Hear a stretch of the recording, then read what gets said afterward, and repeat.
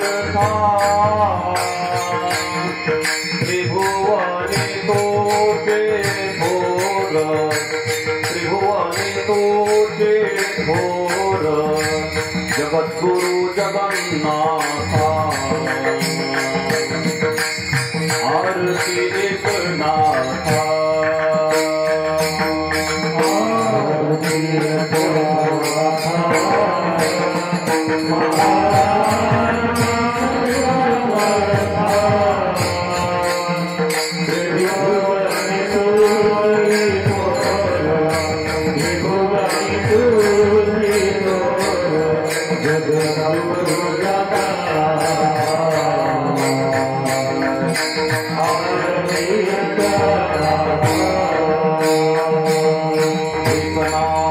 संसार वेद शास्त्राचे बोध संसार दुःख नाशे संसार दुःख नाशे महामंत्राचे बीज आरती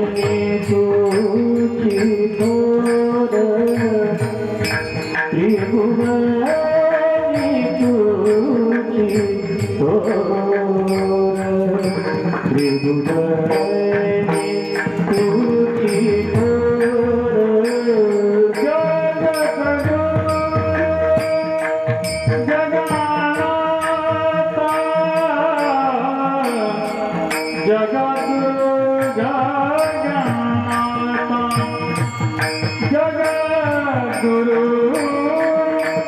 जगन्नाथ जगद्गुरु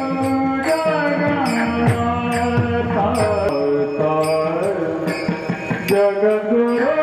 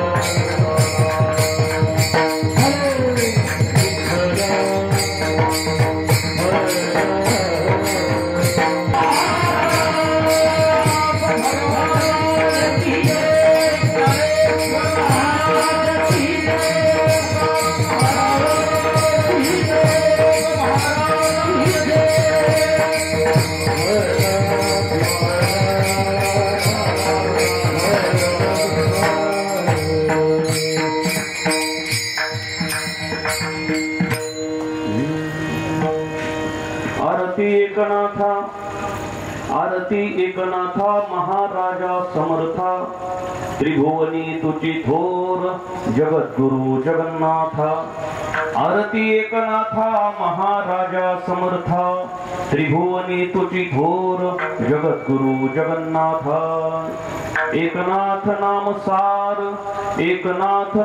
सार वेद शास्त्राचे गुद संसार दुःख नासे महामंत्राचे बीज आरती एकनाथा महार जगद्गुरु जगन्नाथा एकनाथ नाम घेता सुख वाटले चित्ता अनंत गोपाल दासा धनी न पुरे गाता आरती एकनाथा महाराजा समर्था त्रिभुवनी तुची थोर जगद्गुरु जगन्नाथा विठ्ठल विठ्ठल शिवाय सततं नमः नमः प्रकृति भद्राय नेता प्रणता स्तुतं शुक्लां ब्रह्म विचार सार परमां आद्यां जगत् व्यापिन विना पुस्तक धारिणीं अभेदां जाड्यान्धकारापहं हस्ते स्फाटिकमालिकां विदधतीं पद्मासने संस्थितां वन्दे तां परमेश्वरीं भगवतीं बुद्धिप्रदां शारदां समचरण सूर्यं सान्द्रनीलाम्बुदाभं जगरणहितपाणि मण्डन मण्डनानां प्रदेशं विधीन्द्रादि देवै सदा स्तूयमानं समाधिस्थ मूर्तिं भजे ज्ञानदेवं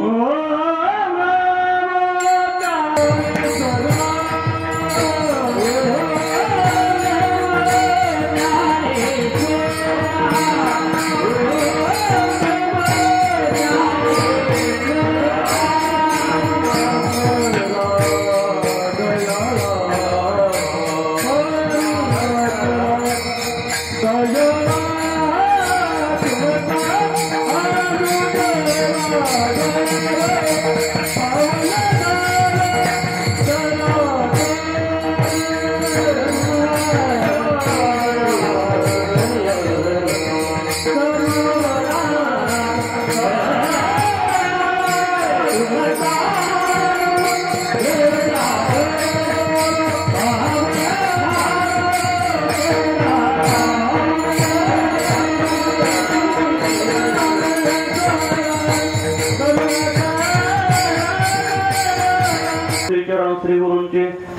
नमस्कारोमि आता अज्ञानतिमिरान्धस्य ज्ञानाञ्जनशलाकया चक्षुरुन्मीलितं येन तस्मै श्रीगुरवे नमः।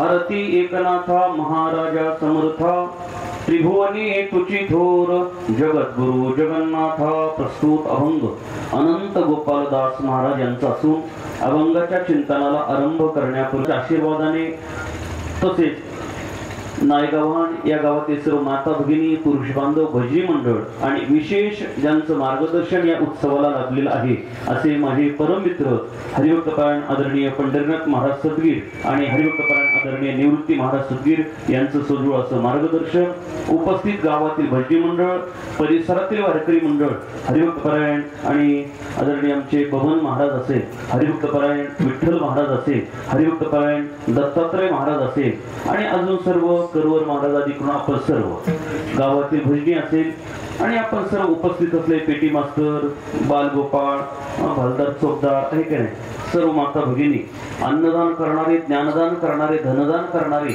या उत्सवावर नितांत श्रद्धा असलेले सर्व भगवत भक्तांच्या अथक प्रयत्नातून भक्तिभावातून चालत असलेला हा भगवंताचा दिव्य उत्सव आईसाहेबांच्या या नवरात्र उत्सवाच्या निमित्ताने आणि हे औचित्य साधून आज सप्ताहात आणि सुंदर असं वातावरण आहे। 6व्या वर्षाच्या आणि मध्ये आपण ह्या सप्ताह करतो, 6वं वर्ष आहे, तेव्हा 7व्या वर्षाकडे पदार्पण करत असलेला नाम सप्ताह अखंड हरिनाम सप्ताह या सप्ताहातील या सेवेचे आणि आज मला महाराजांनी सुपूर्द केली।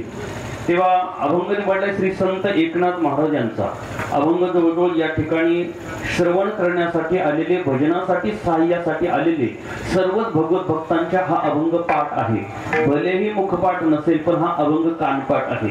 नाथ बाबांची आरती सर्वांच्याच पाठ आहे। ज्यांनी ज्यांनी चाल गायली त्यांचा अभंग पाठ आहे, जे मृदंग वाजवतात त्यांचा अभंग पाठ आहे, पेटी वाजवतात त्यांचा अभंग पाठ आहे, भालदार चौकदार त्यांचा अभंग पाठ आहे, टाळकरी मंडळी यांचा अभंग पाठ आहे, भगिनी मंडळी यांचा अभंग पाठ आहे, समोर बसणारे आपण सर्वांचाच अभंग पाठ आहे। आणि आई साहेबांना स्मरून सांगतो अंबाबाई मातेला माझाही अख्खा पाठ आहे। विठ्ठल विठ्ठल विशेष नाही, आज ज्यांची ज्यांची नायगावांमधल्या कीर्तनाकडे पाठ आहे त्यांचा अख्खा पाठ आहे। असा अत्यंत पाठातला अत्यंत सुंदर 3 चरणाचा अभंग आपण कायम नित्योपासनेमध्ये आणि म्हटला जाणारा, गायला जाणारा हा एकनाथ महाराजांच्या आरतीचा अभंग चिंतनासाठी निवडलाय। तशी सेवा उद्या होती पण असं आहे, पत्रिकेत खाली लिहिलेलं असतं वेळेनुसार कार्यक्रमात कधी कधी बदल केला जाईल आणि तो कोणीच करत नाही, म्हटलं आपण या वाक्याला महत्व द्यावं। विठ्ठल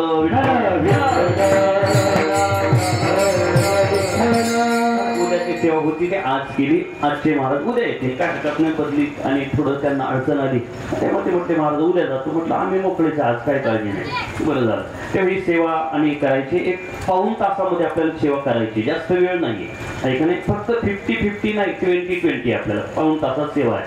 तेव्हा अभंग एकनाथ महाराज यांचा आहे। या अभंगाचं चिंतन करत असताना अनंत गोपालदास महाराज श्री संत एकनाथ महाराजांच्या नावाचं महात्म्य जगाला आणि सांगतायत, एकनाथ महाराजांची आरती करतायत आणि एकनाथ महाराजांच्या नामचिंतनाचं महत्व किती आहे, एकनाथ नाम किती श्रेष्ठ आहे, ते एकनाथ नाम कोणी कोणी गायलं आणि किती श्रेष्ठ आहे याचं महत्व अनंत गोपालदास महाराज आपल्याला पटवून देतात। कारण आपण सतत कथा कीर्तनामध्ये श्रवण करतो, हे प्रमाण पाठ आहे की या कलियुगामध्ये उद्धरून जाण्याकरता जर काही असेल तर कलौतधारी कीर्तनात कलैव नास्तेव नास्तेव नास्तेव गतिरन्यथा, कलियुगामध्ये गतीही अन्य गतीही न असती, इतर गती कलियुगात नाहीये, उद्धरून जाण्याकरता कलियुगा माझी करावे कीर्तन आणि तेने नारायण देईल भेटी। कलियुगामध्ये नामचिंतनाने परमात्मा प्राप्त होतो, ते नाव संतांचं घ्या किंवा ते नाव देवाचं घ्या, देवाचं नाव घ्या किंवा देवमान्य संतांचं नाव घ्या, त्यांचं नामचिंतन केलं की कलियुगामध्ये पुण्य प्राप्त होतं आणि कलियुगामध्ये मानव उद्धरून जातो। विठ्ठल प्रसंग आलाय, कौरव पांडवांचं आणि युद्ध झालं, युद्ध झाल्यानंतर काळ असा आला की कलियुगासारखा घोर आणि असा काळ दिसू लागला। कारण आपल्याकडे बोललं जातं फक्त आता येईल 2-3 महिन्यात तुम्हाला येईल ऐकायला आपल्या देशात अमकामचं राज्य आलं पाहिजे। कोणतं राज्य, कोणतं राज्य, आपल्या देशात रामराज्य आलं पाहिजे, बरोबर आहे. रामराज्य आलं पाहिजे ही कल्पना फक्त बोलतात, सभा घेतल्यानंतर बोलतात रामराज्य आलं पाहिजे, रामराज्य आलं पाहिजे. पण रामराज्य का येत नाही? बाता रामराज्याच्या आहे, गप्पा रामराज्याच्या आहे, पण आत रावण बसलाय. कधी रामराज्य येणार आहे? विठ्ठल विठ्ठल विठ्ठल. आठवला एकदा भोज राजाच्या दरबारामध्ये अनेक संत मंडळी आलेली आहे.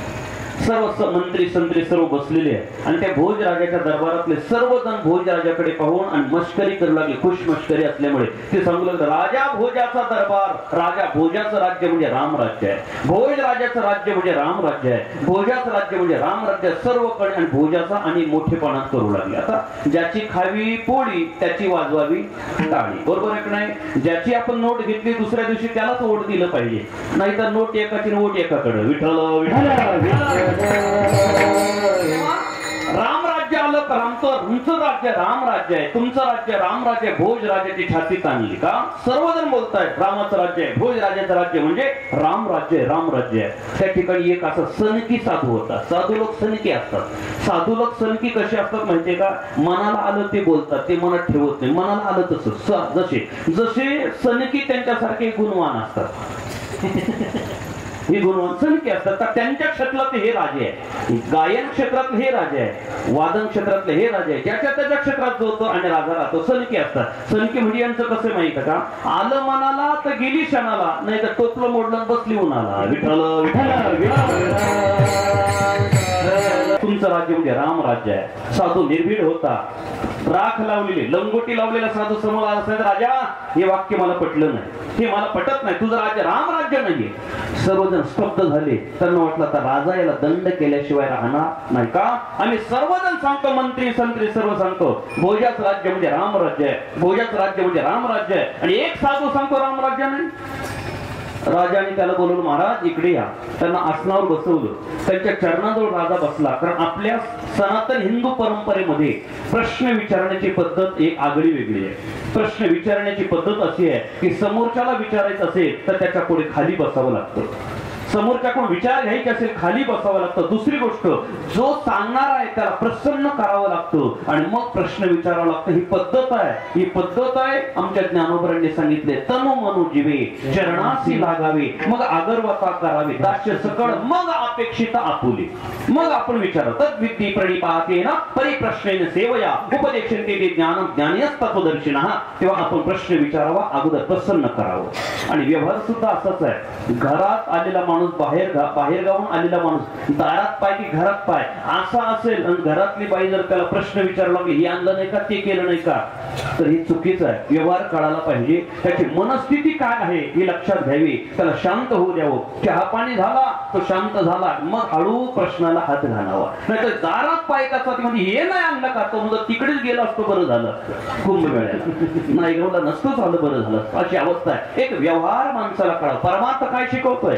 परमार्थ सुद्धा जीवन जगताना कसं जगावं हे सुद्धा परमार्थात शिकायचं असतं. कीर्तन म्हणजे नुसतं टाइमपासच नसतो. कीर्तन म्हणजे देवच उभा करायचा असं नाही. आपण जीवन कसं जगावं, सदाचार कसा पाळावा, व्यवहार कसा करावा हे सुद्धा कीर्तन शिकवतं. विठ्ठल विठ्ठल विठ्ठल. राजाने त्या महाराजांना बसवलं. राजा पायावर बसला. सर्व सेवा केल्यानंतर राजाने विचारलं, महाराज एक प्रश्न विचारतो. म्हणे काय? सर्व सभेतले बहुसंख्य सर्वजण सांगतात की भोजाचं राज्य म्हणजे रामराज्य आहे, भोजाचं राज्य म्हणजे रामराज्य आहे, आणि तुम्ही एकटेच बोलतात की रामराज्य नाही. हे कसं काय? तुम्हाला माझं राज्य आवडत नाही, माझं राज्य रामराज्य नाही असं जेव्हा बोलल्या तो साधू सांगतो, राजा मी कुठं असं बोललोय की रामराज्य भोजाचं राज्य आणि आवडत नाही? असं नाही बोललो. तुझं राज्य चांगलं आहे, फार सुंदर आहे, तुझ्यासारखा राजा नाही. माझी इच्छा आहे राजा की भोज राजासारखा राजा कायम कायम तयार व्हावा, सर्व राज्यामध्ये राहावा. एवढं सुंदर तुझं राज्य आहे. मग तुम्ही असं का बोलले? राजा तुझं राज्य चांगलं आहे, तुझा कारभार चांगला आहे, तू चांगला आहे, पण तुझं राज्य रामराज्य नाही हे मी बोललोय. मी बोललो की बोललो. रामराज्य नाहीच आहे, रामराज्य वेगळं आहे आणि तुझं राज्य वेगळं आहे. भले चांगलं राज्य आहे, नाही असं नाही, तू चांगलं कर्तव्य करतो, राजा चांगला आहे, पण रामराज्याची आणि याच्याशी बरोबरी होणार नाही. तेव्हा इतर मंडळी विचार करतात, राजा क्रोधाने याला आता दंड देणार. तेव्हा राजाने सांगितलं कसं काय रामराज्य नाही असं तुम्ही पटवून देऊ शकता? साधू म्हणतो हरकत नाही, साधू निर्भीड असतात. कारण संत मंडळी जगाला शिकवत असताना 3 पद्धतीने शिकवतात. विठ्ठल विठ्ठल आणि त्यांच्याकडे पाहून जग शिकतं. दुसरी पद्धत आहे संत आचरणात आणल्यानंतर जग शिकतं, ही पहिली पद्धत आहे. दुसरी पद्धत आहे संत जगाला मार्गदर्शन करतात. काय मार्गदर्शन करतात. तिसरी पद्धत स्वतः ती कृती करून समाजाला दाखवतात. विठ्ठल विठ्ठल संत जगाला शिकवताना 3 पद्धतीने शिकवतात. पहिली पद्धत आहे स्वतः आचरणात आणून जग ते पाहतो आणि शिकतो. स्वतः का त्यांना काही करायची गरज नाही. आता उपवास धरायची संतांना गरज आहे का? चौथी याचे ठाई काहीच करणे नाही, त्यांना काही गरज नाही. ज्ञान स्वरूपावर गेलेले ब्रह्म स्वरूपावर गेलेल्या संतांना कसले विधी नियम नाहीये, पण तरीही ते संत वारी करतात, ते संत एकादशी करतात, ते संत नामचिंतन करतात, भजन करतात, दान धर्म करतात. का करतात? त्याचं कारण तुम्ही आम्ही त्यांच्याकडे पाहून चालतो शिकतो म्हणून त्यांना ते करावं लागतं. ज्ञानोबा सांगतात विशेष आचरावे लागे संती. विठ्ठल विठ्ठल जगाला शिकवण्याची पद्धत पहिली आहे. दुसरी पद्धत जगाला शिकवण्याची त्याला जवळ घ्यायचं आणि त्याला विचार द्यायचे. शिकवण्याची पद्धत आहे त्याला शिकवायचं. आपण शिकवायचं कसं?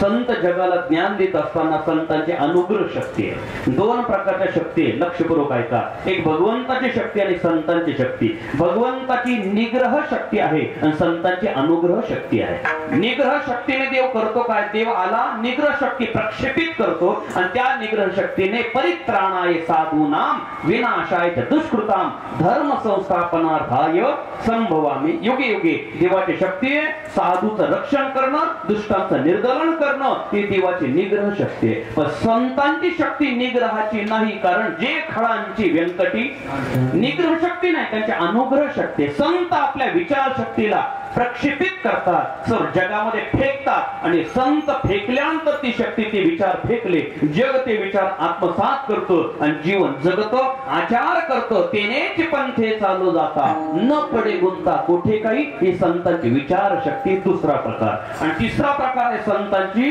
कृती शक्ती, म्हणजे स्वतः वर्तन करतात आणि जगाला वर्तून दाखवतात. अशी ती शक्ती, त्याला प्रॅक्टिकली कृती म्हणा, प्रॅक्टिकल करणं म्हणा, कृतीतून कटून देतात. कसं आहे तर तुकोबांचा ते अभंग आहे. लहान बाळाला शिकवत असताना शाळेत लहान बाळाला असं येत नाही, गुरुजी त्याचा हात धरतात, पेन्सिल घेतात आणि त्याच्या हात पेन्सिल आणि त्या पाठीवर गिरवतात. अशी त्यांची कृती असते. हो, सायास प्रयत्न करून शिकवतात. विठ्ठल विठ्ठल विठ्ठल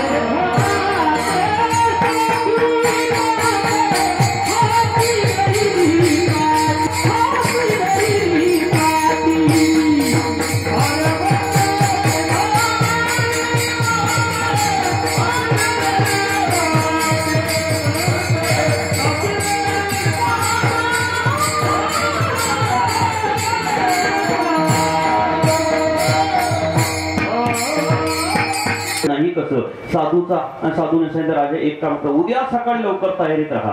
तुझे मंत्रिमंडळ तू आणि 2-4 मजूर घे, त्यांच्याकडे टिका फावडे पाट्या दे आणि मग रामराज्य तुझं राज्य कसं नाही तुला समजून सांगतो. राजा म्हणाल करत नाही. सकाळी लवकर राजा उठला, सर्व तयारी झाली, मंत्रिमंडळ झालं तयार आणि 2-4 मजूर घेतले, टिका पावडे पाट्या वगैरे सर्व घेतल्या. दूरवर साधूने नेलं, त्यांना जंगलात नेलं आणि सांगितलं राजा या ठिकाणी अनेक खड्डा कर, उकर. त्या मजुरांनी माती काढायला सुरुवात केली, खोदायला सुरुवात केली. खोदून बरच खोलवर खड्डा केला आणि खड्डा झाला, तिथे एक दरवाजा लागला. मी काय सांगत होतो, रामराज्य सांगतोय. दरवाजा लागल्यानंतर राजाला सांगितलं राजा काम झालंय, या मजुरांना जाऊ दे, त्यांचं काम संपलंय, आता मजूर गेले. राजा दरवाजा उघड. राजा घाबरला, आपण कसा उघडावा दरवाजा? का आपण जर दरवाजा उघडला मधून साप जर निघाले तर पद्मनाभ मंदिराचा दरवाजा कोणी खोलायचा, जसं प्रश्न आहे ना तसं हा दरवाजा कोणी खोलायचा प्रश्न पडला. साधू संत राजा तू नाही खोलत ना, तुझ्या मंत्र म्हणते महाराज तुम्हीच खोला. आणि खरं असं आहे मंदिराचा कळसाला फक्त ब्रह्मचारीच बोलवतात का, वरून निसटला तर तोच आहे मागून पुढे रडायला. अशा हुशार आहे लोक आहे की नाही. तसं ते साधू महाराज तुम्हीच खोलावा. साधू महाराज सांगता हरकत नाही. दरवाजा खोलला तो आणि आतून लख असा प्रकाश होताना प्रकाश आला. प्रकाश आल्यानंतर डोळे दिपले त्यांचे. राजा सांगतो महाराज कसं काय. राजा चल तुला रामराज्य दाखवतो. पुढे काही काळ पुढे चालत गेले, काही अंतर गेले, काही अंतर साधू पुढे राजा आहे पाठीमागे मंत्रिमंडळ आहे. एक असं भरलेली परात हिऱ्यांनी भरलेली परत हिरे ओसंडून त्यात पडलेले असे परात भर हिरे आहे. प्रसंग असं झाला राम राजा होता तेव्हा त्या काळात अयोध्येमध्ये राम राज्य करत असताना एका शेतकऱ्याला नांगरताना त्याच्या फाळाला ही परत लागली, ही हिरे लागली आणि त्याने ते परातभर हिरे भरले आणि राजाच्या समोर म्हणजे रामप्रभूच्या समोर आणून ठेवले आणि सांगितलं राजे महाराज रामप्रभू हे हिरे माझ्या फाळाला लागले, नांगराच्या नांगरत असताना माझ्या शेतामध्ये, पण मला माहित आहे जमिनीत जे धन असतं ते राजाचं असतं म्हणून प्रामाणिकपणे मी तुम्हाला द्यायला आलोय, हे तुम्ही त्याचा स्वीकार करा. नमस्कार करतो निघून जातो. रामप्रभूला आनंद वाटला, त्याचा सत्कार केला. बाबा प्रामाणिक आहे, सत्कार केला आणि बाजूला बसवलं. रामप्रभूने आपल्या खजिनदाराला बोलवलं. ए बाळा इकडे. म्हणजे काय हे धन आहे ना, हे धन आपल्या खजिन्यामध्ये भंडार घरात ठेवा. भंडार घरामध्ये ठेवा म्हटल्यावर राम राजा सांगतात तेव्हा तो खजिनदार सांगतो महाराज मोहरी ठेवायला सुद्धा जागा नाही एवढं भरलेला आहे खजिना. आणि काय चूक आहे, राम राज्य आहे ना, रामाच्या राज्यात काय कमी राहणार. झाले रामराज्य काय, झाले रामराज्य काय. राजाने सांगितलं, रामप्रभूने सांगितलं. ते खजिनदार सांगतात मोहरी ठेवायला सुद्धा जागा नाही एवढा खजिना भरलाय, भंडार घर भरलंय, काय करावं. मग शेतकरी सांगितलं बाबा तुझ्या शेतात निघाला जा तू घेऊन. मी सांगतो रामप्रभूला तो शेतकरी सांगतो इतके प्रामाणिक शेतकरी नाही नेणार मी का, माझी जमीन जरी असेल शेत माझं आहे पण शेतात जे जमीन निघतं ते राजाचा अधिकार असतो, हे तुम्ही घेऊन जा, मी नेणार नाही. शेतकरी देत नाही, भांडार घरात जागा नाही. शेवटी रामप्रभू सांगताय सेवकांना नोकरांना इकडे या, काय हे परात उचला हिरे भरलेली आणि गावाच्या चौकात ठेवा आणि दौंडी देऊन सांगा ज्यांना हिरे पाहिजे असेल त्यांनी घेऊन जा. दौंडी दिली, ती परात गावाच्या चौकामध्ये ठेवली आणि 8 दिवस झाले. साधू सांगतो राजा 8 दिवसांनी रामप्रभूने आपले नोकर पाठवले. बघा ती परत शिल्लक काय, काय शिल्लक आहे का, काही गेलंय का, काही राहिलं का बघा. तेव्हा रामप्रभूला निरोप देण्याकरता ते सेवकाने सांगितलं महाराज हो एक सुद्धा हिरा गेलेला नाही, एक सुद्धा हिरा गेला. चौकामध्ये रात्रंदिवस 8 दिवस ती हिऱ्यांची परात ठेवली आणि एक हिरा गेला नाही, त्याला रामराज्य म्हणतात. एकही गेला नाही. काही करायचं. पुन्हा रामप्रभूने सांगितलं एक काम करा, ते हिऱ्याची परत आणा. समाज कोणी नेत नाही, लोक नेत नाही अयोध्येचे, परत शेतकरी घेत नाही आणि खजिन्यात जागा नाही. एक करा, पुन्हा जमिनीत आणि वाढवून ठेवा. पुन्हा खड्डा केला आणि ते जमिनीत ठेवलं म्हणून हे धन अति परत भरलेली आहे, याला रामराज्य म्हणतात. वा वा वा राजा असं रामराज्य आहे. राजा म्हणजे महाराज पटलं बा, आता पटलं राजा, आता चल बाहेर. पण एक करा, परातीला प्रदक्षिणा करा आणि निघा. हो साधू प्रदक्षिणा केली परातीला, पुढे निघाले, बाहेर आले. नंतर साधूच्या मागे राजाने प्रदक्षिणा केली आणि राजा बाहेर आला. नंतर मंत्र्यांनी प्रदक्षिणा केली आणि मंत्री बाहेर आले आणि सांगितलं राजा सांग कोणतं रामराज्य, कोणतं रामराज्य सांग राजा. म्हणे कसं काय. म्हणे बघ राजा मी तुला सर्व इतिहास सांगितलाय हो, पण हे रामराज्य माझं राज्य रामराज्य नाहीये. कशावरून ओळखला महाराज तुम्ही. तेव्हा साधूने सांगितलं राजा एक काम कर, हे मंत्री आहे ना, हे मंत्री म्हणे यांना बोलव. मंत्री जवळ उभे केले. सांगितलं राजा या मंत्र्यांचे कोटाचे खिशे चेक कर. त्या मंत्र्यांच्या कोटाचे खिशे चेक केले तर मोठमोठ त्यांनी हिरे मोजले आणि खिशात घातलेले. का प्रदक्षिणा करून बाहेर निघताना राजा पुढे गेला, साधू पुढे गेला, मंत्र्यांनी कोटाच्या खिशामध्ये मोठमोठ घातले म्हणून हे रामराज्य तुझं राज्य नाही. विठ्ठल विठ्ठल.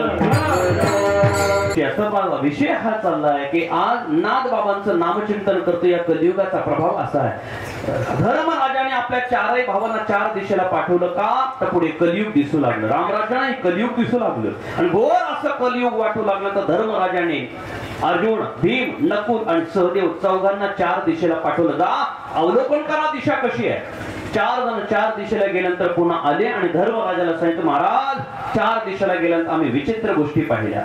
विचारलं काय पाहिलं. एक जण सांगतो मी असा बलाढ्य हत्ती पाहिला, पण त्या हत्तीला 2 सोंडा होत्या, 2 सोंडी तो हत्ती होता. दुसऱ्याला विचारलं तू काय पाहिलं, तो सांगतो मी अहो मी एक गाय पाहिली, गाय वासराने गायीचं दूध पिलं आणि तेच वासर गायीला लाथा मारू लागलं, हे मी पाहिलं. एकाला विचारलं तू काय पाहिलं? काय पाहिलं?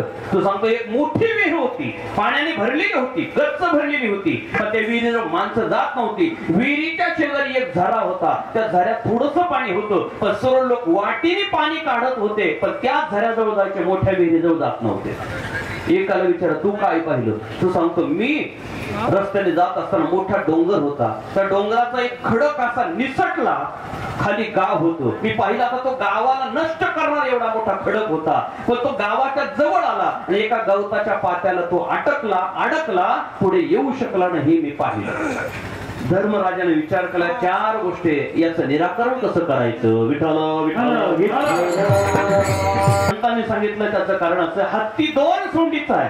हत्ती हा बलवान असतो, बलाढ्य असतो, पण 2 सोंडीचा हत्ती म्हणजे काय तर जगामध्ये खूप श्रीमंत, धनवान, बलवान माणसं राहतील, श्रीमंत माणसं राहतील, सत्ताधारी माणसं राहतील, पण जगाला सांगताना संध्याकाळी एक सांगितलं की दुसऱ्या दिवशी म्हणते मी काल बोललोच नाही तसं, असे 2 तोंडाने बोलतील, असं कलियुग राहणार आहे.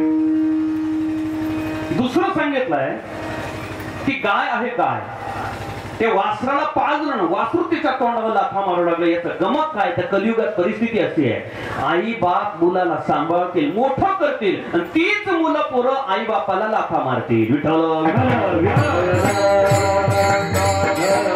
कलियुगाची व्याख्या सांगतात. तिसरं कारण सांगितलं कलियुगाचं. काय कारण आहे? मोठी विहीर आहे.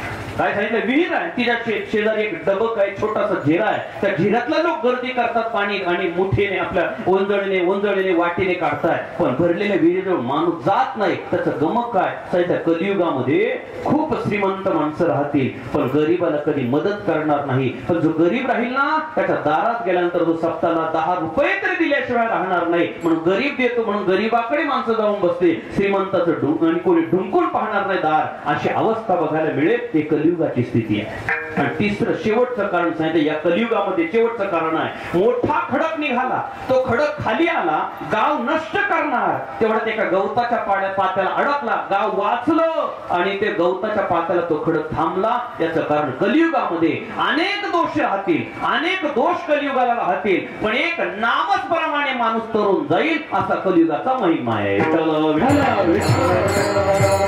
हसत घ्या, रडत घ्या, रागाने घ्या, भयाने घ्या, क्रोधाने घ्या, द्वेषाने घ्या, कसंही घ्या, देवाचं नाव आपला उद्धार केल्याशिवाय राहणार नाही. ते नाव कसं घ्या, हस्यात भयात तथा कामात क्लेशात क्रोधात कसंही घ्या, हसत असं हा जयरी जयरी महाराज चालले, महाराज गोवा जयरी, हसत तरी तुमचा उद्धार आहे. रागाने दाखवतो तुला राम राम, तरी उद्धार आहे. राम राम आलंच ना, उद्धार आहे. कसंही देवाचं नाव घ्या, उद्धार केल्याशिवाय राहत नाही. लोभाने घ्या तरी नाव आहे, क्रोधाने घ्या तरी नाव आहे, उठताना घ्या तरी नाव घेतलं तरी फायदा आहे, आणि हेच लागून पडलो तरी नाव घ्या, राम राम म्हटलं तरी आपला उद्धार आहे. विठ्ठल ते भगवत नाम घ्या किंवा संत नाम घ्या, आपला उद्धार करतोय. असे अनंत गोपालदास महाराज या कलियुगामध्ये सर्व जीवांना उद्धरून जाण्याकरता एकनाथ महाराजांचं नाम महात्म्य या अभंगामध्ये सांगतायत. एकनाथ महाराजांच्यावरती असलेलं प्रेम, त्या प्रेमाला आलेली भरती, हातामध्ये आरतीचं ताट घेतलं आणि प्रॅक्टिकली म्हणजे कृतीच्या माध्यमातून अनंत गोपालदास महाराज एकनाथ महाराजांची आरती करतात. अभंगाच्या प्रथम चरण आरती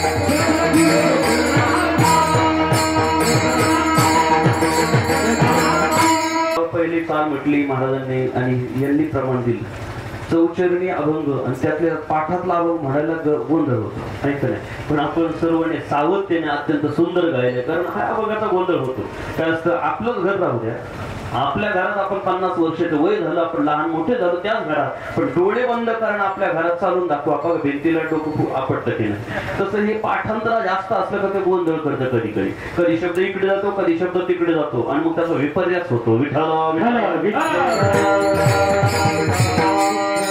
आठवतं शब्दाचा विपर्यास कसा होतो निवृत्ती महाराज शब्दाचा विपर्यास एक जण आणि आपल्या मित्राच्या घरी गेला आणि मित्राच्या घरी गेल्यानंतर त्या मित्राच्या पत्नीने विचारलं का हो माझे पती काल तुमच्याकडे आले होते मग ते काय झाला विषय तुमचा काय बोलले याने तो मित्र घरी नसताना महाराज तो मित्र घरी नसताना तो आणि काय बोलतो त्या मित्राच्या पत्नीला तू माझी बायको मी तुझा नवरा तीर्थयात्रेला जाऊ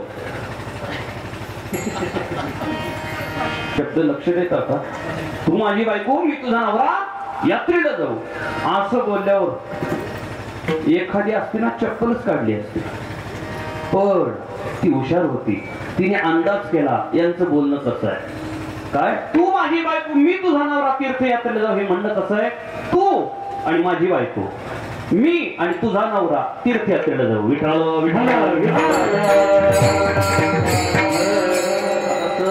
स्वल्पविराम अर्धविराम मात्रा एक मात्रा दोन मात्रा अंतर चुकलं तरी अर्थ बदलतो बुवा पण सुंदर असं गायलं तुम्ही आरती एकनाथ मला फक्त 20 मिनिट राहिले 20 मिनिटात मी सेवा पूर्ण करणार आरती एकनाथा एकनाथ महाराजांची आरती करतात अनंत गोपालदास महाराज आरती करत असताना चिंतन कर आरतीचं आरती शब्दाचा अर्थ बघायचा आहे आस म्हणतात रती इति आरती अति उच्च प्रेमाने परमात्म्याशी समरस होणं संतांशी समरस होणं आणि केली जाणारी क्रिया केली जाणारी कृती तिला म्हणावं आरती सरळ व्यवहाराच्या दृष्टीने तेजाने ओवाळणं प्रकाशाने ओवाळणं दिव्याने ओवाळणं दृष्ट काढणं निंबलोण करणं याला म्हणावं आरती विठ्ठल आरती कोण करतं कुणाची करतं केव्हा करतं आरती करण्याचा फायदा काय या मुद्द्याला स्पर्श करून सरळ पुढे चालतो आरतीचा अर्थ पाहिला आरती कोण करतं कुणाची करतं केव्हा करतं फायदा काय आरती करणं म्हणजे ओवाळणं बहीण भावाची आरती करते बरोबर बहीण भावाची आरती बहीण भावाला ओवाळते सुवासिन राजाला ओवाळते पत्नी पतीला ओवाळते शिष्य गुरुजीला ओवाळतो भक्त संत आणि भगवंताला ओवाळतो विठ्ठल पहिला विचार आहे ओवाळत असताना पत्नी पतीला ओवाळते, बायको नवऱ्याला ओवाळते. कोणत्या दिवशी बोला? संक्रांतीला. मी तर दररोजच आहे. बली प्रतिपदा, दिवाळीचा पाडवा आपण म्हणतो. बली प्रतिपदेला पत्नी पतीला ओवाळत असते. एकच दिवस तेवढा आहे. आणि ओवाळत असताना आणि तिच्या मनात असतं की माझ्या कुंकवाला उदंड आयुष्य प्राप्त व्हावं आणि हाच पती मला जन्मोजन्मी प्राप्त व्हावा. बली प्रतिपदेला पत्नी ओवाळत असते. जर नसेल ओवाळणं आपल्याला, आता घरी कॅलेंडर असं खून करून ठेवा. बली प्रतिपदा दिवस आला, चल आणि आरती आहे का नाही हे करून ठेवा. कारण ओवाळलं पाहिजे. पत्नी पतीला ओवाळते. बहीण भावाची आरती करते. कोणत्या दिवशी? आता तरी बोला बहिणी, कोणत्या दिवशी? भाऊबीजेला बहीण भावाला ओवाळते. ओवाळत असताना एक वाक्य स्पष्ट बोलत नाही, फक्त ओठातले ओठात असतं. हो, इडा पिडा जावो, अमक्या अमक्या पक्षाचं राज्य येवो. ऐकलं ना? दिवाळी झाल्यावर येवो. ऐकलं, लाडक्या बहिणी आल्या ना आता. हो तेव्हा हो, इडा पिडा जावो आणि बळीचे राज्य येवो. बहीण भावाला ओवाळत असते बली प्रतिपदेला, आपला भाऊबीजेला. बरं, शिष्य आपल्या गुरुजीला ओवाळतो. कोणत्या दिवशी? गुरु पौर्णिमेला. गुरु पौर्णिमेला शिष्य आपल्या गुरुजीला ओवाळतो आणि भक्त संत आणि भगवंताला दररोजच ओवाळतो. विठ्ठल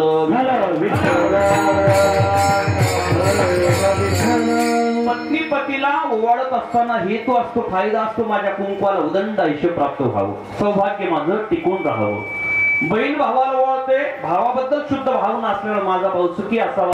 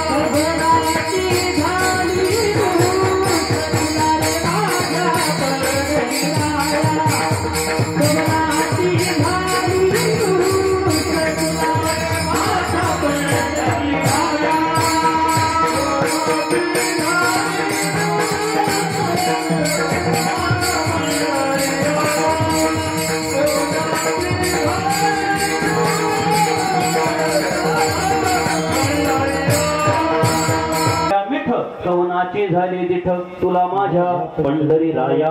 विठ्ठल विठ्ठल आरती केलेली मला आलेली भरती, ते अंतःकरणाचं तट उल्लंघून ते प्रेम बाहेर आलं आणि प्रॅक्टिकली नटलं. आरती घेतली. नाथ बाबांच्या समोर अनंत गोपालदास उभे झाले आणि आरती करू लागले. आरती एकनाथा. कशी आहे आरती एकनाथा? महाराजा नाथ महाराज महाराज आहे. विठ्ठल विठ्ठल. सर्वांचं अनुकरण या सर्वांचं करण्यासाठी मार्गदर्शन जो करतो असा जगातला एक नंबरचा समाधानी आनंदी असलेला महात्मा माझ्यासाठी घेऊन ये. विठ्ठल विठ्ठल. सिकंदर भारत देशामध्ये आला. काळी कपिला गाय त्याने शोधली. काळी कपिला जिला म्हणतात ती पूर्ण काळी, त्या खुराई काळ्या, शेपटी काळी, शिंगही काळी, तोंडही काळं, रंगही काळा, अशी पूर्ण काळी असते तिला काळी कपिला गाय. ती काळी कपिला गाय त्याने मिळवली. गंगाजल सुवर्ण कलशामध्ये गंगाजल घेतलाय.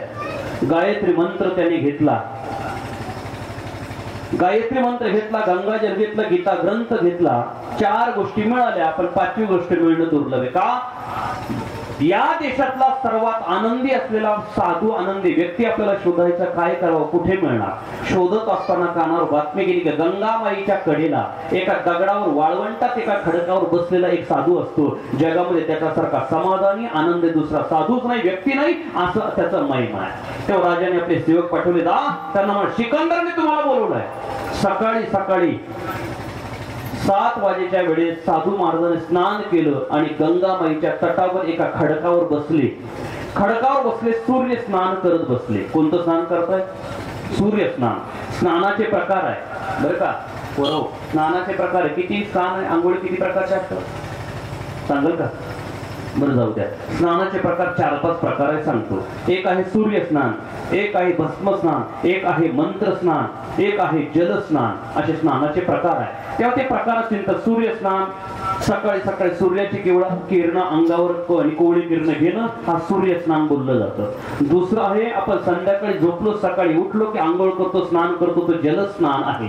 दुपारी सत्यनारायणाची पूजा करायची, ब्राह्मण मंडळी आलेले सांगितलं आता बसा, आपण स्नान करून बसा. आपण सांगू सकाळी केलं, आता डबल कुठे? मग ब्राह्मण सांगता आता मी तुम्हाला मधला मार्ग सांगतो, बसा. ते फुल उचला, त्या तांब्यात बुडवा आणि इकडे घ्या. आणि तो सांगतो तुमच्या अंगावर मी शिंपडतो, मंत्र बोलतो, अपवित्र पवित्र वा, हो झालं पवित्र. हे मंत्र स्नान आहे. तो मंत्र बोलतो ते स्नान आहे, मंत्र स्नान. एक आहे भस्म स्नान. भस्म म्हणजे वारकऱ्याचं भस्म आहे बुक्का. हे भस्म स्नान कोणत्याही रंगाचा कसाही पण डोक्याला कपाळाला गंध लावणं, हे भस्म स्नान आहे. भस्म स्नान केलं की देह पवित्र होतो, म्हणून आपण सकाळी गंध लावतो. गंध लावण्याच्या पद्धती आहे, गंध लावण्याचे प्रकार आहे. आपण स्वतःच्या कपाळाला गंध लावतो. कोणत्या बोटाने लावावा गंध? कोणत्या बोटाने लावावा? कोणत्या बोटाने लावतो आपण? करंगळीच्या शेजारच्या बोटे लावतो ना, बरोबर ना? हो. पण गंध लावण्याची पद्धत लक्षपूर्वक ऐका. इथून पुढे उद्या बदलता आले तर बघा. गंध लावत असताना उजव्या हाताने लावावा. पण अगोदर देवाला लावावा की आपल्याला लावावा? बोला. अगोदर देवाला लावता उत्तर मिळायला हरकत नाही. पण माझा असं एक विचार आहे, नियम सांगतो. गंध लावत असताना देवाला अगोदर गंध न लावता स्वतःला गंध लावावा. का? स्वतःला गंध लावला की आपला देह पवित्र होतो. आपण भस्म स्नान केलं की मग त्या स्नान पवित्र झाल्यावर देवाला गंध लावावा. नियम लक्षात ठेवा उद्यापासून. गंध लावताना देवाला करंगळीच्या शेजारच्या बोटाने देवाला गंध नंतर लावावा. पण स्वतःला गंध लावताना सर्वात मधलं बोट आहे मोठं, त्याने स्वतःला गंध लावावा. त्याने गंध लावावा आणि देवाला मग करंगळीच्या शेजारच्या बोटाने गंध लावावा. विठ्ठल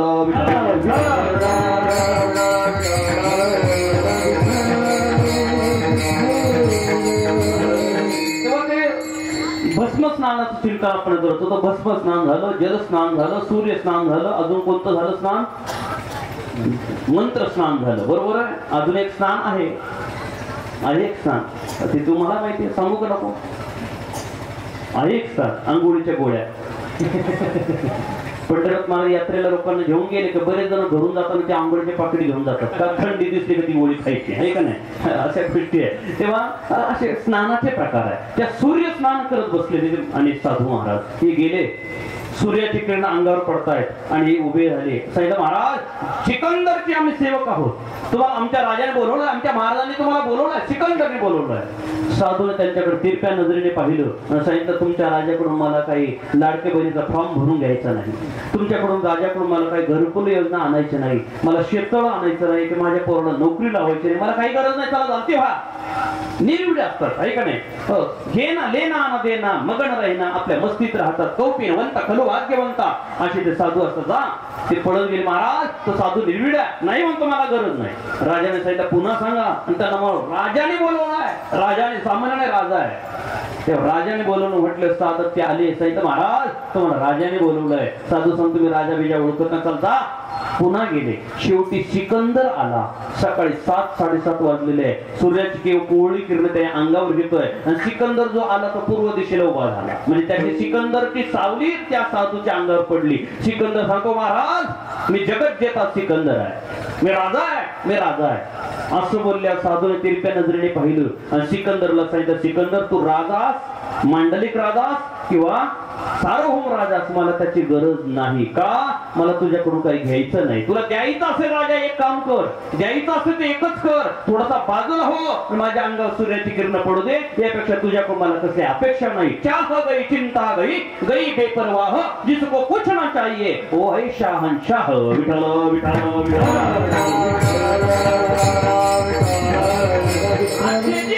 त्यांची भावना कामना नष्ट झालेली, इच्छा नष्ट झाली, लोभच नसतो, असे जे असतात त्यांना महाराज बोलतात. आणि ती श्री संत एकनाथ महाराज अनिकेत स्थिरमती की अनपेक्ष सुचिर दक्ष उदासीनो गतव्यता सर्वारंभ परित्यागी भक्तिमान्य समप्रिय. त्यांना दुसरं काहीच लागत नाही, काहीच लागत नाही असे असतात, त्यांना महाराज बोलतात. अनंत गोपालदास महाराज सांगतात माझे एकनाथ महाराज महाराज आहे. आरती एकनाथा महाराजा समर्था.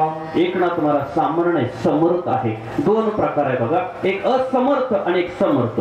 आता असमर्थ कशाला म्हणावं आणि समर्थ कशाला म्हणावं याचा विचार करतो आणि थांबतो. असमर्थ कोणाला म्हणावं? ज्याच्यात कोणतंच कार्य करण्याची ताकद नाही त्याला म्हणावं असमर्थ. ज्याच्यात सर्व काही करण्याची ताकद आहे त्याला म्हणावं समर्थ. आल्या व्याख्या सोप्या. असमर्थ आणि समर्थाच्या व्याख्या काय? ज्याच्याकडून काहीच होत नाही, ज्याच्यात कसलीच ताकद नाही त्याला म्हणावं असमर्थ. जो सर्व काही करू शकतो त्याला म्हणावं समर्थ. असमर्थाच्या मनात आलं काही करू लागला असमर्थ तर त्याच्याकडून काहीच होत नाही, फक्त त्याच्या तोंडात ताकद असते. तो एवढंच बोलतो, लात मारेल तिथे.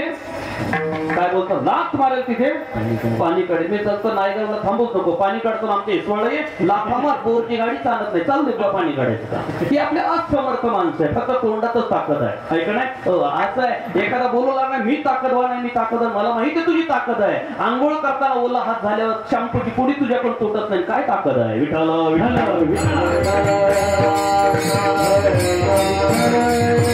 असमर्थ आहे. पण समर्थ काय म्हणावं? समर्थामध्ये ताकद काय? मनात आलं तर सर्व काही होतं.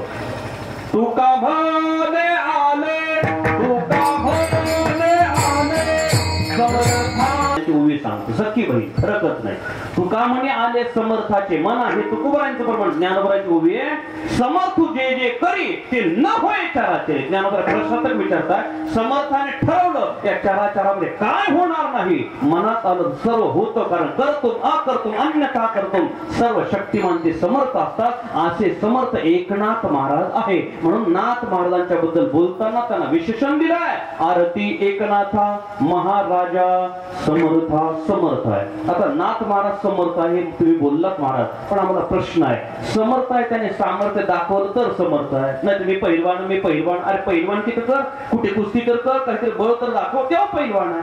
तर समर्थ आहे, समर्थ आहे, काहीतरी सामर्थ्य दाखवलं तर ना. ऐका नाही, एक म्हटलं महाराष्ट्राचे माजी मुख्यमंत्री आपले सख्खे मावभाऊ, महाराष्ट्राचे माजी मुख्यमंत्री आपले सख्खे मावभाऊ आहे. भवन महाराज, दत्त महाराज सख्खे मावभाऊ आहे. बोलू लाग, दिवसातून 1000 वेळेस बोलायचा. महाराष्ट्राचे माजी मुख्यमंत्री भट्ट्याचे सख्खे मावभाऊ आहे.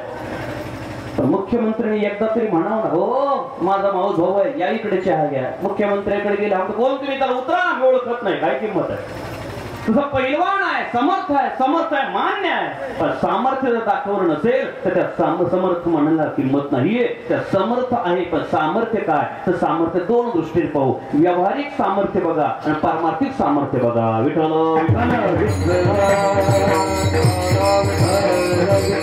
व्यावहारिक सामर्थ्य तुको एकनाथ महाराजांमध्ये आहे का? तर प्रसंग येतो, एकनाथ महाराजांच्या घरी भागवत असायचं, भागवत पुराण लावलेलं असायचं आणि पुराण ऐकायला शेकडो लोक यायचे, त्यांच्या वाड्यामध्ये बसायचे. पुराण झालं की लगेच घरी जायचं नाही, पुराण झालं लगेच पंक्ती. जसे आपले ना कीर्तन झालं की लगेच फक्त फिरून बसायचं, ऐका नाही, पंक्ती. असे पुराण झाले पंक्ती. बरं पंक्तीला आपल्याकडे वेगवेगळा पदार्थ असतो. आपल्या पंक्ती 7 ते 8 दिवस आहे. एकनाथ महाराजांच्या घरामध्ये पंक्ती किती दिवस होत्या? वर्षभर पंगत असायची, वर्षभर. बरं पंक्तीला काय? दररोज पुरणपोळी. कारण एकनाथ महाराजांच्या पूजेमध्ये जो देव होता पांडुरंग, त्या पांडुरंगाचं नाव आहे विजय पांडुरंग. जगामध्ये आपण कुठे फिरा, या जगात कुठे फिरा, आपल्याला त्या पांडुरंगासारखा पांडुरंग दिसणार नाही. विठ्ठल त्या पांडुरंगासारखा पांडुरंग नाही. बघायचं असेल डिफरन्स, आपल्याला फरक बघायचा असेल तर आपण कधीतरी पैठणला जा आणि दर्शन करा, मग मला फरक काय दिसतं ते सांगा. आता मी सांगत नाही का, थोडीशी उत्सुकता तुमच्यात बघण्याची ठेवली पाहिजे. मी जर सांगितलं तुम्ही पैठणला जाणार नाही आणि तिथली उत्सुकता राहणार नाही, याकरता तुमच्या मनामध्ये थोडीशी उत्सुकता राहावी म्हणून जगातला पांडुरंग कमरेवर हात ठेवून आहे, पण नाथ बाबांच्या पूजेतला पांडुरंग वेगळाच आहे. विठ्ठल त्या पांडुरंगाला पुरणपोळीचा धरून नैवेद्य असायचा आणि तो नैवेद्य झाला की सर्वांना तेच जेवण. काय जेवण? पुरणपोळीचं. शेकडो लोकांना दररोज तेच जेवण. बरं पुरणपोळी आपल्याकडे कशाबरोबर खातात? बोला बरं पटकन. कशाबरोबर खातात पुरणपोळी? खान सावळ्या ऐका नाही, गुळवणी. बरोबर. जेवढे पाहुणे वाढले तेवढं गुळवणीला काय कमी नाही, फक्त पाणी पाहिजे हांड्यामध्ये, चाललं गुळवणी. ऐका नाही, चाल द्या खान सावळ्या गुळवणी अशी अवस्था आहे. पण नाथांच्या वाड्यामध्ये जेवण व्हायचं, पंक्ती व्हायच्या, गुळवणी नव्हतं, गावरान तूप असायचं, वगराण्याने वाढायचे. विठ्ठल विठ्ठल विठ्ठल. काय बोलता हो एवढे हो समर्थ होते प्रसंग सांगतो म्हणजे लक्षात आहे. एक दिवस भागवत झालं, पुराण संपलं, जेवण केलं, सर्व निघून गेल्यानंतर रात्रीच्या 1:30 वाजता नाथांच्या वाड्यामध्ये 23 चोर शिरले. किती चोर? 23 चोर शिरले आणि त्यांनी चोरी करताना बांधलं फक्त सोन्याचे गाठोडे बांधले, बाकीचं नाही. चांदी बिंदी घ्यायला वेळच कुठं आहे एवढं, सोन्याचे गाठोडे बांधले. 23 चोरांनी सोन्याचे गाठोडे बांधले. आपण चरित्र वाचत 23 चोरांनी बरं गाठोडे एवढे मोठे बांधले की स्वतःचं गाठोडं स्वतःला उचलता येत नाही एवढं बांधलं. आता माणूस बांधून बांधून किती बांधू? आपल्याला सांगितलं बांधा बघ चोरी तुम्हाला सोनं बांधायचं, किती बांधू आपण? किती बांधू? जेवढं आपल्याला उचलेल तेवढं बांधू. त्यांनी एवढं बांधलं की स्वतःला एकट्याला स्वतःच उचलणार नाही एवढं बांधलं.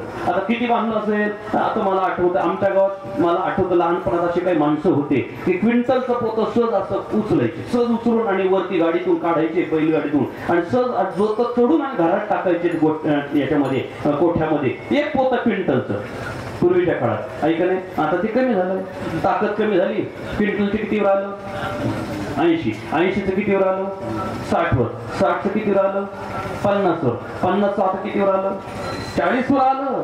40चं आता किती आलं? फक्त 20च. किती?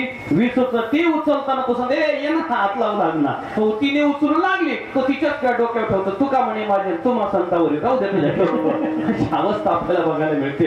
अशी अवस्था आहे बघा. तुम्ही पहिले ट्रकने माल असायचे, ट्रक नंतर ट्रक गेल्या, मग ते 407 आले, ते गेले, पिकअप आले, पिकअप गेले, छोटा हत्ती आला, छोटा हत्ती गेला, आता ते आत्ते आलं 3 चाकी आहे का छोटं, म्हणजे सर्व छोटं छोटं होत आलं, लहान लहान असं होत आलंय. अशी अवस्था आहे. 1 क्विंटल माझ्या वेळेला आपल्या वेळेला जर उचलत होते तर नागबाबांच्या वेळेस नक्की 1.5 क्विंटल एक माणूस सहज उचलत असेल, नसेल का? 1-1.5 क्विंटल. मग एक माणूस 1.5 क्विंटल उचलायचा तर दुसऱ्याने उचलून द्यायचं म्हटले 5-25 किलो जास्त भरणार नाही का? 23 चोरांनी गाठोडे बांधले, स्वतःला उचलत नव्हतं एवढे गाठोडे बांधले. 23 चोरांनी उचलायला सुरुवात केली, दुसऱ्याने उचलून द्यायचे. किती उचलले असतील? किती उचलले असतील? किती? 22 गाठोडे उचलले, एक राहिलं. कारण याने त्याचं त्याने त्याचं असं 22 जणांचे उचलले, एक राहिलं. तेव्हा उचलणार तुझं, अरे मला उचलत नाही तर कमी कर. हा कमी कर. धंदासारखा भांडवल सारखं आणि प्रॉफिट कमी जमणार नाही. तुम्हाला उमऱ्याच्या बाहेर जाऊ देणार नाही. एक तर तुमचं कमी करा, नाहीतर माझं वाढू द्या, मला उचलून द्या. अजिबात जमणार नाही. त्यांचं तिथं वाद झाला. असं असतं. चोरी करताना भांडण होत नाही. हो, ते वाटप करताना भांडण होतं. विठ्ठल विठ्ठल.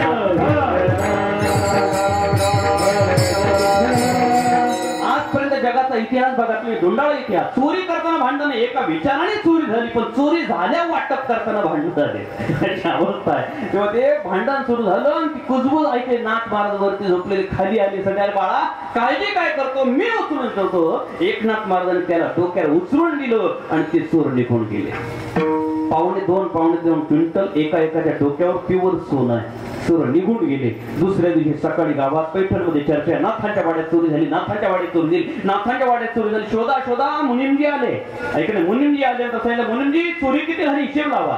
अर्धा तास थांबा, हिशेब लावतो. मुनिमजीने पूर्ण लेखाजोखा चेक केला. अर्ध्या तासात निर्वाळा दिला, कान उघडे ठेवा. मुनिमजीने सांगितलं, नाथ महाराज रात्री जी चोरी झाली ना आपल्या वाड्यात, हो इथून मागचं 4 महिन्याचा व्याज चोरीला गेला. फक्त व्याज, याला म्हणा श्रीमंती.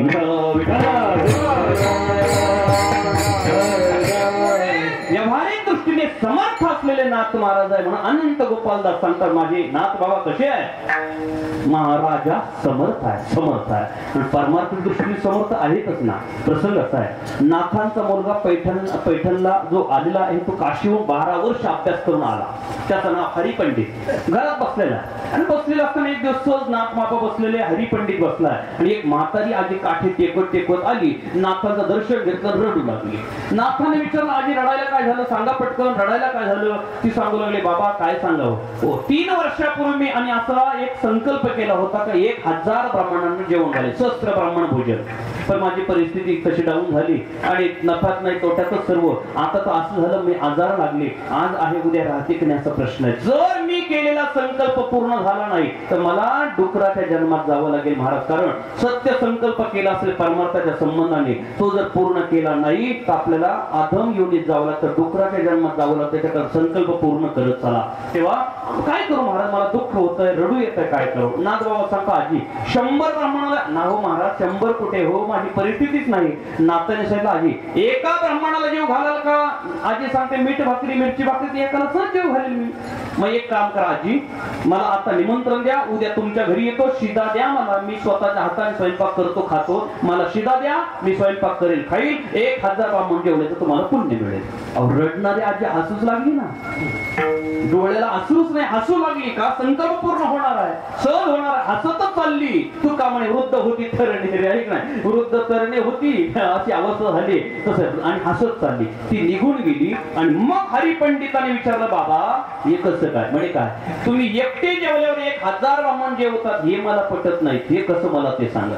नाथ बाबा सांगतात ते सोडून तिचं दुःख होतं घालवण्यासाठी, ते नाही हो मला काही तिचं दुःख, पण तुम्ही हे कसं काय बोलले, तुम्ही एकटे जेवल्यावर 1000 ब्राह्मण जेवल्याचं तिला पुण्य मिळणार आहे, हे कसं काय मला हे पटत नाही. नाथ बाबा सांगतात जास्त सुपीक डोकं लावू नको, श्रद्धा ठेव, भावना ठेव, चल माझ्या बरोबर. सकाळी नाथ बाबा त्याला घेऊन गेले, त्या आजीने 8 शिदा वगैरे दिला, शिदा पाणी दिल्यानंतर यांनी स्वयंपाक केला आणि नाथ बाबा सांगतात झाला स्वयंपाक झाला.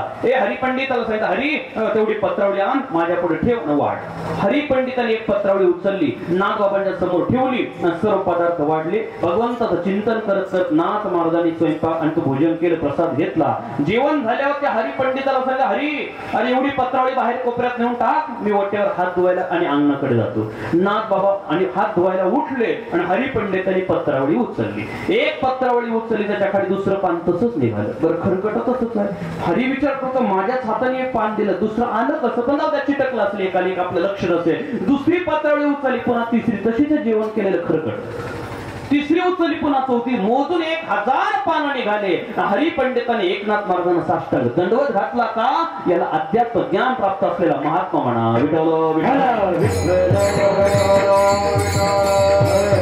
अध्यात्म ज्ञानाने समर्थ असलेले एकनाथ महाराज आहे आणि व्यावहारिक परिस्थितीने समर्थ असलेले माझे एकनाथ महाराज असल्यामुळे हो मी त्यांना समर्थ बोलतोय. अनंत गोपालदास महाराज सांगतात आरती एकनाथा महाराजा समर्था. तो कसे आहे त्रिभुवनी तुची थोर. हो तीनही लोकांमध्ये थोर आहे का, तर तीनही लोकांमध्ये संतांचा आदर आहे.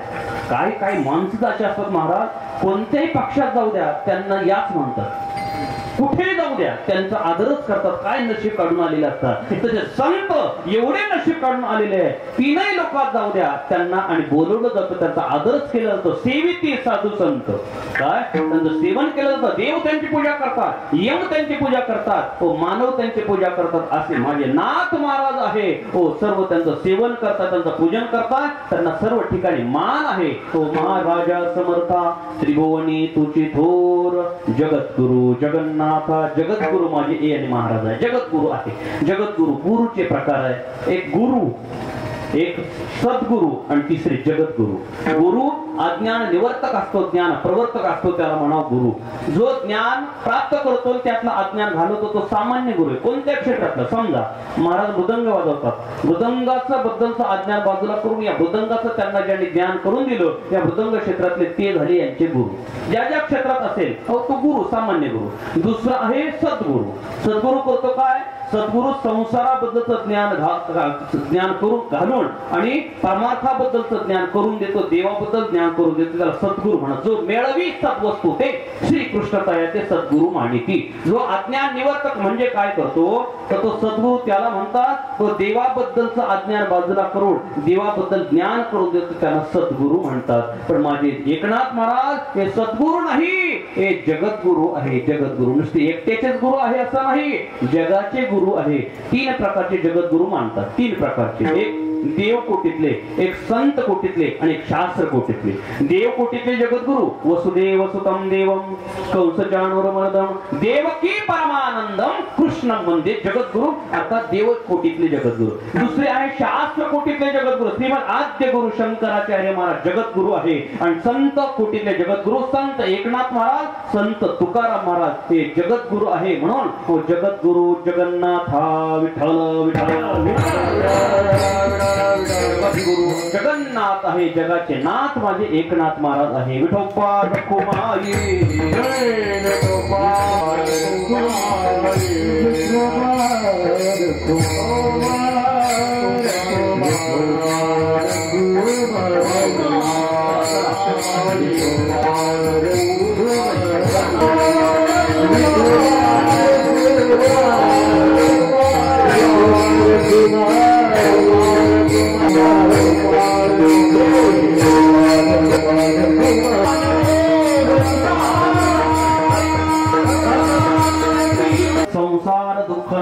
महामंत्राचे मंत्र, तिसरा आहे साबर मंत्र आणि चौथा आहे संत वा देव नाम मंत्र. विठ्ठल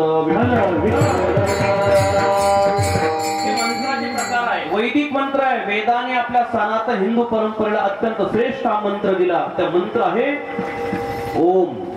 ओम या मंत्राची शक्ती आपल्याला वेदाने दिलेली आहे. सर्व जगाने या वेद या मंत्राचं अनुकरण करावं असा वेद मंत्र आहे. वैदिक मंत्र ज्याला ओम. आता या वैदिक मंत्राचा उच्चार करणं वेगळं आहे. ओम झाला.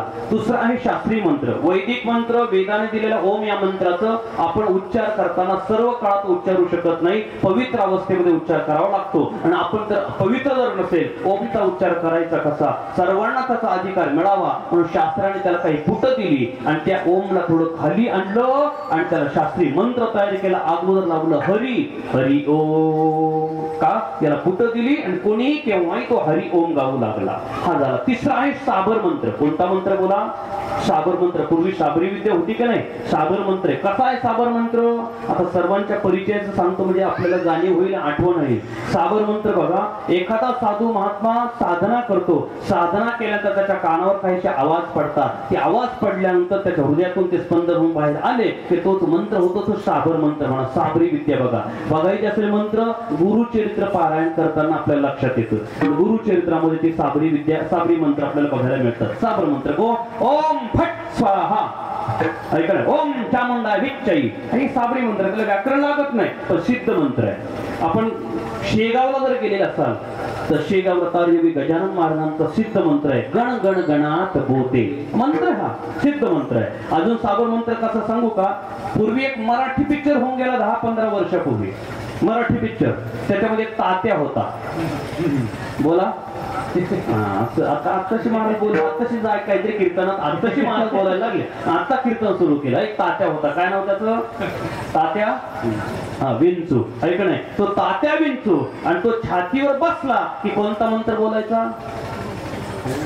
प्रमाण देऊ नका, फक्त मंत्र सांगा. आहे का नाही? तो ओम ह्रीम क्लीम चामुंडा विच्चई अर्थात असा मंत्र बोलायचा. त्याला साबर मंत्र म्हणायचे. साबर विद्या आहे. आणि चौथा आहे तो देव नाम मंत्र किंवा संत नाम मंत्र. तसा देव नाम मंत्र जसा आहे, देव नाम मंत्राचा विचार करा. काही एकाक्षर, काही द्विअक्षर, काही त्रिअक्षर, काही चतुराक्षर, काही पंचाक्षरी, काही षडाक्षरी, काही द्वादशाक्षरी, काही 32 अक्षरी मंत्र आहे. बघा तुम्ही, एक अक्षरी मंत्र ओम आहे, देव नाम मंत्र. दुसरा आहे 2 अक्षरी राम किंवा हरी कृष्ण 2 अक्षरी. 3 अक्षरी बोला विठ्ठल राम 3 अक्षरी विठ्ठल. ऐक नाही. 4 अक्षरी मंत्र आहे. 4 अक्षरी मंत्र नारायण. बरोबर आहे हो. 6 अक्षरी मंत्र आहे राम कृष्ण हरी. 12 अक्षरी मंत्र कोणता आहे? हीच द्वादशाक्षरी ध्रुव अढळ पद पावला. प्रल्हाद रक्षला अंती अग्नि शस्त्रापासून जळा. ओम नमो भगवते 32 अक्षरी मंत्र आहे का नाही? असे अक्षर हे 12 अक्षरी मंत्र आहे. 12 अक्षरी 32 अक्षरी मंत्र आहे. हरे राम राम राम हरे हरे, हरे कृष्ण कृष्ण कृष्ण हरे हरे. हा 32 अक्षरी मंत्र. हे मंत्राचे प्रकार जाऊ दे. देव नाम मंत्र. आणि संत नाम मंत्र आहे कोणता?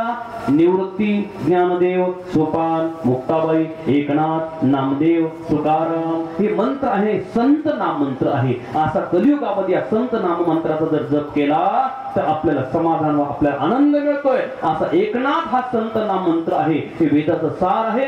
या मंत्राचा जप केला दुःख नष्ट होतो, सुख प्राप्त होतं. अभंगाच्या शेवटच्या चरणात एकनाथ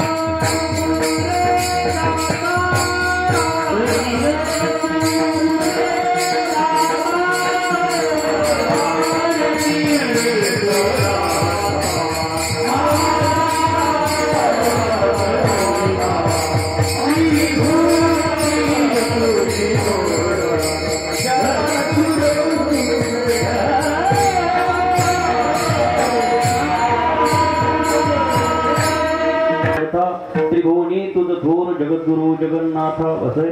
वेळ दिलेली 9:15ची महाराजांनी, बरोबर 9:15 आणि 9:15च्या पुढे गेल्यावर हो तुम्ही 100 मार्क्स जरी पेपर लिहिला तरी समाधान नाही मिळणार. पण म्हणजे वेळ दिलेच्या 9:30च्या अगोदर जर 5 मिनिट सोडलं ना, तुम्ही 34 मार्क जरी असेल तर तुम्हाला 100 मार्क इतके तुम्हाला मान मिळणार आहे. नाही का नाही, टक्केवारी तुमची जास्त राहणार आहे. मला माहिती आहे, समाधान होणार आहे, आनंद वाटणार आहे. तेव्हा या ठिकाणी सेवा पूर्ण करूया. मला वेळ दिला महाराजांनी, त्याबद्दल आपण तेवढ्याच वेळात अभंगाचं चिंतन करण्याचा प्रयत्न केला. 5 मिनिट आपण पुढे गेलो तेव्हा दिलगिरी व्यक्त करतो. अभंगाचं चिंतन आरती एकनाथा आपण थोडंसं करण्याचा प्रयत्न केला. उर्वरित आणि अभंगाचं आणि चिंतन करता करता ते राहून गेले, वेळेचा अभाव आहे, तरीही आपण सरळ चिंतन करून थांबलोय. तेव्हा झालेली सेवा आई जगदंबा मातेच्या, अंबाबाई मातेच्या चरणारविंदी, साधू संतांच्या चरणारविंदी समर्पण करून सेवेला या ठिकाणी पूर्णविराम. मागच्याही वर्षी सेवा करण्याच्या योग्य ग्रामस्थ आणि महाराजांच्या मुळी आला. याही वर्षी सर्वांनी मला निमंत्रण केलं आणि सेवा करण्याचा योग आला. मी माझी आणि या ठिकाणी सेवा आई साहेबांच्या चरणी समर्पण करतो. सर्व महाराज मंडळी, टाळकरी मंडळ, बालगोपाळ, मुली आहेत, मुलं आहेत, सर्व आपण बहुश्रुत मंडळी आहात. या ठिकाणी प्रतिवर्षी येतात आणि सेवा करतात, सप्ताह करतात. द्यावे तेवढे धन्यवाद थोडेच आहे. फक्त एक करा, एकमेकाचे आपसमध्ये भेदभाव टाका, विकार नष्ट करा, व्यसन नष्ट करा, भगवंताचं नामचिंतन करा. भगवंताचे नामचिंतन करून भगवत साधनेला सत्पथगामी बना, अनुयायी बना. जीवनात काहीतरी नियम, सदाचरणाने वागण्याचा नियम पाळा. निश्चित आपल्या जीवनामध्ये पारमार्थिक अनुभव आपल्याला सुखाचा मिळेलच, तर संसारात सुद्धा आपली प्रगती झाल्याशिवाय राहणार नाही. त्या उच्च शिक्षण घ्या, मुलांना शिकवा, तर त्या शिक्षणावर त्यांना योग्य असे संस्कार, क्षम शिक्षण द्या. म्हणजे व्यवहार आणि परमार्थ दोन्ही सफल होतील. जीवनाला जगण्याला आनंद मिळेल, समाधान मिळेल. झालेली सेवा प्रभू चरणी समर्पण. ज्ञानेश्वर